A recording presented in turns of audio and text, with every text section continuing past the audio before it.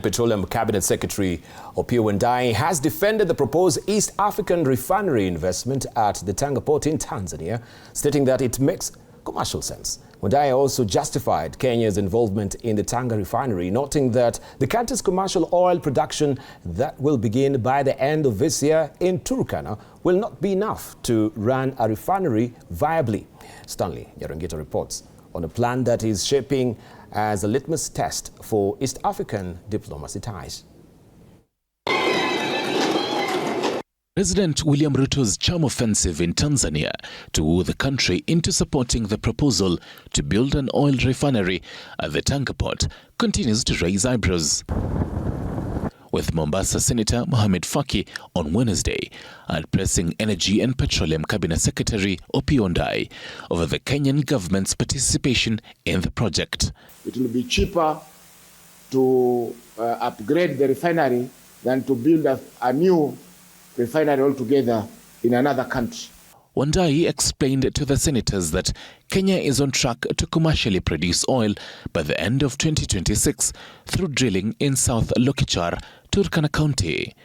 While defending the East African refinery investment in Tanga, he stated that reviving the Changamwe refinery is not economically viable.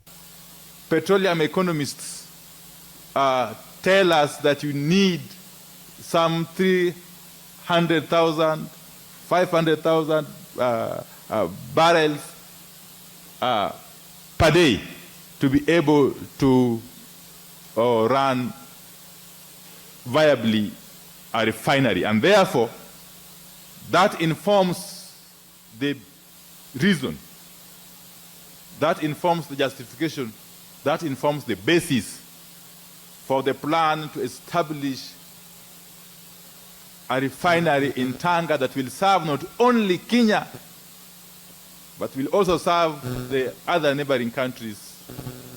Foreign policy expert Professor Peter Kagwanja now says the refinery plan is a litmus test of the East African diplomacy ties.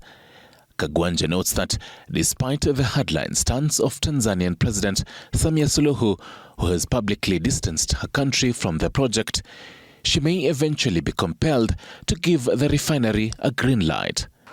Ruto went to Tanzania politically, not diplomatically.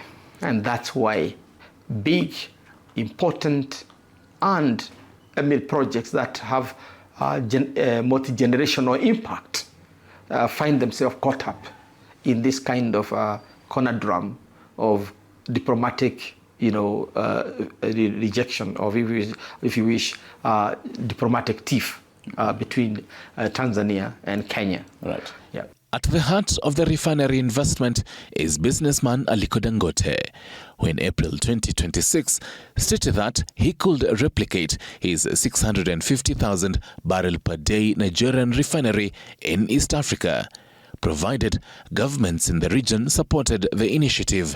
While the proposal to build an oil refinery at the Tanga port in Tanzania presents an opportunity for the East African community to reduce its fuel reliance from external suppliers, the refinery's future rests on Tanzania's willingness, according to experts. Stanley Nyarangita, TV 47, Nairobi.